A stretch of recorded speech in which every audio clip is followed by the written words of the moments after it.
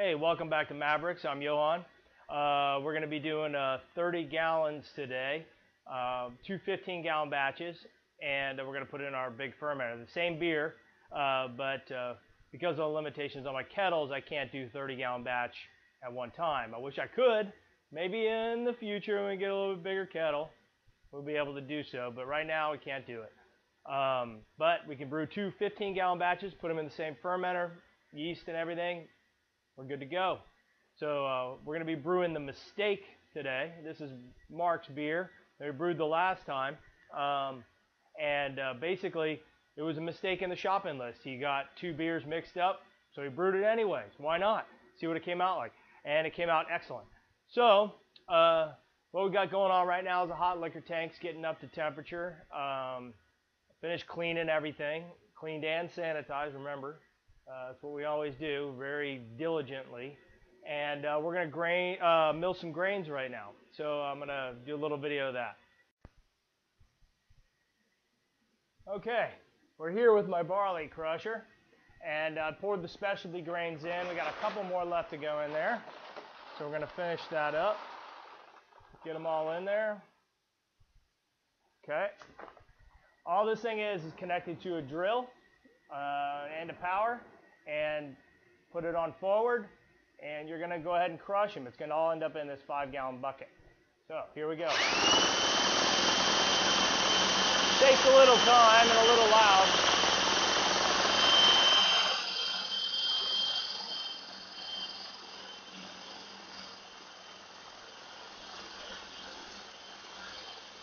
But without the drill, this would take forever. Especially in the quantities that we're doing.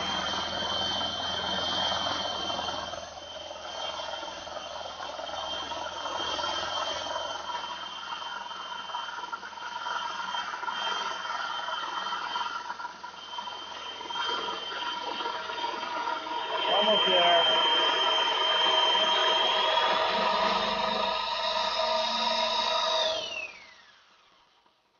Okay. So we've taken all of our grains and we've crushed them for our specialty grains, and we put them in here. All right, this is going to sit over here for a second. I'm going to go measure out the pail. Oh, let me get down here. I'm going to measure out the pail 2 row, and we're going to mill those up, and soon enough, probably in another 5 minutes or so, our mash tun water will be ready to go, and we'll get started mashing. Yeah, doing 2 batches makes for a long brew day, but you know what? Could be doing something else, like working. But we're not doing that. We're just mashing. Okay, second bag of mash. Technically, this is working, but yeah, it's too much fun. It's too much fun to be working. Now, we got about 10 gallons, 2 quarts of water per pound. I know I said this before, but I'm saying it again. And after we get this thing mashing, it's time to have a beer off the tap out there that we just force carbonated, Point Break Ale, and we're going to go ahead and try it.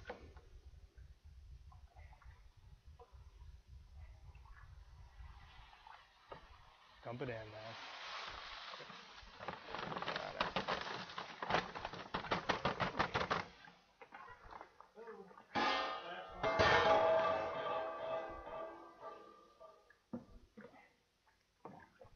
Mixing it up. You want to kick on the rim system. Do we have a cord?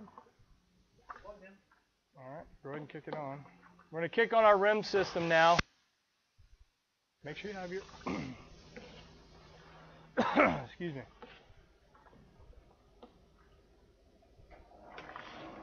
And there we go. Rim system's working. Turn down a little bit. We're going to watch it here a little bit because sometimes the mash, the way it settles, will slow down our rim system, but it looks like it's working pretty good. So, covering it up. Mark, why don't you take a temperature? He's taking a temperature right now. We want to get it exactly where it needs to be.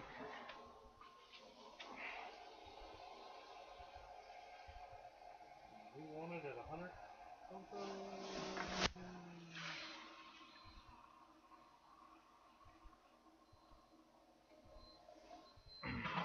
Where are we at? 152? Yeah. Or 152. We're going to let this cool down just a little bit more. We wanted to get it around 150 degrees. Just optimum mash temperature. Follows our recipe.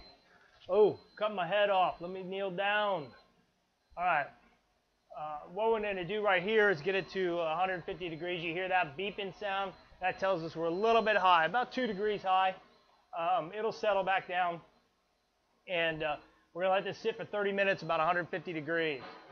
It seems to work best for our system. We're getting about 90% efficiency, maybe a little bit more at times. All right, we're going over here to the mash tun. We've dropped our grains in. We put in 2 quarts of water per pound of grain, and I'm just going to kind of show you what's going on here if I can. If Mark won't use the drill. Basically what we got here, let me go to the other side, is we got our water in there from our kettle, but we got our rim system working. There's a sparge arm, but right now our rim system is recirculating our mash. We're kind of lowering the temperature a little bit. We're a little bit high on our temperature, so we're going to drop it down just slightly. All right, it's going to take about an hour to do this, and we're going to continue to move on. This is the first part of a 2-part recipe. We're going to have to mash this 15 gallons, stick this in the fermenter, and then we're going to do another 15 gallons after this. Busy day. All right. Okay. What we got going on right now is Mark is doing the first runnings. We're scooping it up, trying to clear out the wort. It's called wort flocking. He's just pouring it back in slowly and gently, doing a little bit of a rims thing, but he's just pouring it back in. And we'll be doing this a few times, and then we'll be done, and we'll have nice clear beer. All right, now what we just did was get the first runnings, and I want to show you the grain bed. There you go. It's nice and dry. We've sucked all of that wort out of the bottom, and now we're going to do a sparge. Okay, so Mark's going to set it up for sparging right now. What he's using is a sparge arm to add water till it's about maybe a ½ inch to an inch above the grains, and then we'll start moving it over in the kettle slowly. Just a little bit at a time. And he's almost there. You can see right there, getting that water in there. And what he's going to do is play around with the valves. And he's got it, there you go, he's got about an inch. What he'll do is he'll turn this one down to low, and he'll go and open up the transfer valve on the kettle.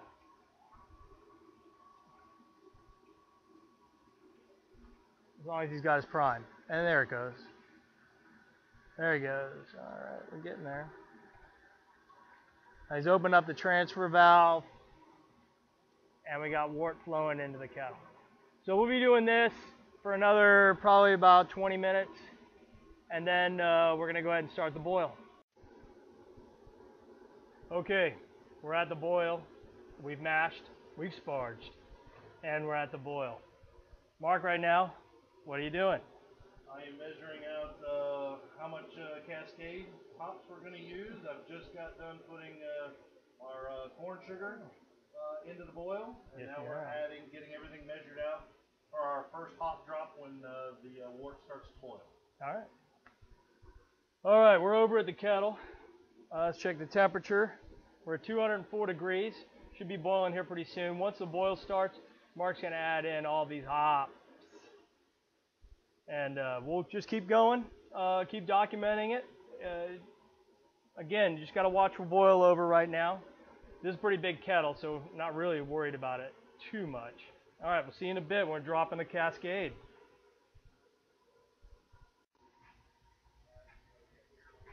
Okay, We're still in the boil process right now, right? We're somewhere around 52 minutes, getting towards the end of the boil. We've had two basically hop drops, one at 30 minutes, one at 15 minutes.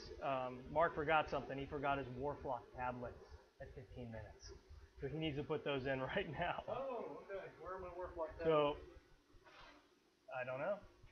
They're around here somewhere. Everything's boiling pretty good. I don't know if you can see that, but we're going pretty good. And we're going to see you after the boil and do some wort chilling.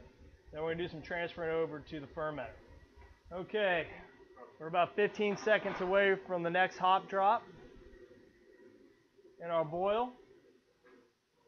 I'm just going to sit here as Mark does his thing. You ready, Mark? I'm ready. Go ahead. Mark's dropping the hops right now. Going to stir them up. That buzzer you hear is our timer going off. Okay, we're going on to our next step. We have one more hop drop at flame out or 0 minutes, and then we'll be chilling our wort. Again, we're going to do 2 batches of this today. This is the first batch. We still got another whole one to go. But we got our water boiling, or water warming up in the hot liquor tank again. And yes, I did. I'm on top of things. And we're going to do another mash in just a few minutes. All right? Try again. All right, 30 seconds. We're coming up to our last hop drop. Waiting for it. Huh? Okay. All right, here we go. Dropping it.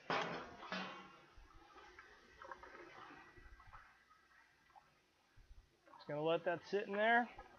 So I work up. There we go. Timer's done. All right, we did our last hop drop. We're taking the heat off. We're gonna start chilling the wort. Okay. What we got here is our wort chiller right here. It's not a huge one like Mark's, but it does work. We're filling up our bucket right now with our water. We're going to recirculate regular water for a while because if I just dropped ice in it right now, they would just all melt. So I'm going to sanitize this and stick it into the kettle, and we're going to start chilling our wort. And Mark over here is getting the temperature gauge over into the hot liquor tank so we can find out exactly, get that stuff warmed up, hopefully to 163. Then we're going to start mashing again. All right. Should take about an hour to get temperature down on the kettle. Then we're going to transfer it over to the fermenter. Then we're going to start the whole process over again. Okay, what we got going on right now is we're chilling the wort down. We need to get it cool enough so we can put it in the fermenter. We're not going to chill it all the way down today because we got that second batch going in. But the basic concept is we got a hose run into this bucket, and it's keeping the water filled up. This line's going up into the wort chiller, and then it comes out and it's emptying out in the driveway. The reason we do it this way, that way we don't keep recirculating warm wort. We're going to shake it up a little bit to kind of chill it down faster as you move it around, and we'll oxygenate it too at the same time. So I can tell you right now, it's firing off super hot right now. So we're just going to kind of move it around a little bit, keep the cover off, but that is way too hot to be putting into the fermenter right now. We're trying to time it today because we're doing that second batch. So we're going to see how that timing kind of rolls. We've got the hot liquor tank going right now. We're going to be mashing here pretty shortly.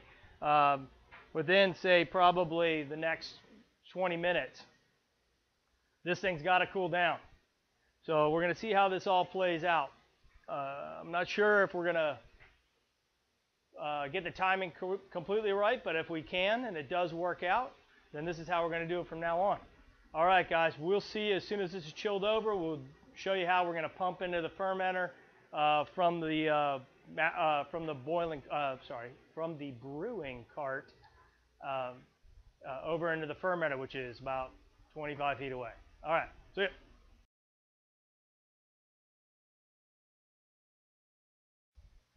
Hey, I know I look a little different and the kettles and stuff are in a different place, but that's because my video did not record the transfer of the wort the other day when we did the mistake. So I'm kind of adding this on to the end of that video so you can get a look at what's going on in the transfer. Basically, this is our brew kettle. Gets piped down through here. There's a ball valve right here, pipe down through here and back into the chugger pump. How I set this up is it goes through this three-way valve down into this hose, which is RV hose. I got it at Walmart. It's meant for drinking water. It doesn't add any flavor or anything to the beer, so it's perfect hose, especially for long distances. And I pump approximately 20-25 feet away from my fermenters. So this will pump through this chugger pump, out of the brew kettle, all the way over in the fermenter. All right, let me take you over the fermenter in the cold room so you can see what's going on.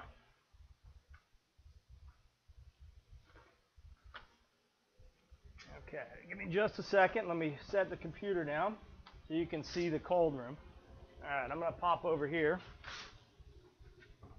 All right, basically we're at the cold room. These are 35-gallon fermenters. I have two of them, and they're both in this cold room. Basically, what the cold room is just a place where I can keep the temperature of my fermenters perfect. Right now we're at 65 degrees. I got the door opened up a little bit. But this is one of our 35-gallon fermenters. As you can see, here's our RV hose. It rolls up into this one-way valve, and we pump directly from our brew kettle to the fermenters. No hands-on, everything's super sanitized, again, but it goes right to the cold room. We don't have to carry anything, and we don't risk a chance of infection by doing it this way. Once all the wort's pumped over, shut off the ball valve, take off the hose, clean everything, and we can drop our yeast right at the top. Fermenter, the mistake's been in here about 7-8 days now. It's ready to be Trub dumped and to go into the secondary phase. Nice thing about the conical fermenters is I can go ahead and secondary in the same vessel, as long as I dump all the Trub. We're dumping the Trub so we don't get any off flavors in our beer. A lot of that dead yeast and the hops at the bottom need to come out. All right, first of all, I take my growler hose and I take it out. I don't want to suck any of my sanitizer into my fermenter. So I've taken my growler hose and brought it up, and I'm going to pull this lower three-way valve, okay, until I see clear beer.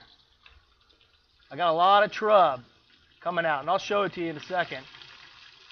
There we go. But you can tell I got some sanitizer coming up, but we're dumping that Trub, getting it out of there, till we don't see anything at all, and that should be enough. All right, we just pulled out all that Trub off the bottom. Got a little beer in there, but we're also going to pull some out from the top valve here as well, okay, because there's a lot. There we go. Now we've cleaned out all the Trub out of the bottom of the tank, all the dead yeast, all the hops that have settled down, and right now this thing's ready to sit down for secondary. Okay, everything is good to go. And we're just going to close this thing up and keep it at 65 degrees and give it 5 days, and we'll see you in about 5 days. All right.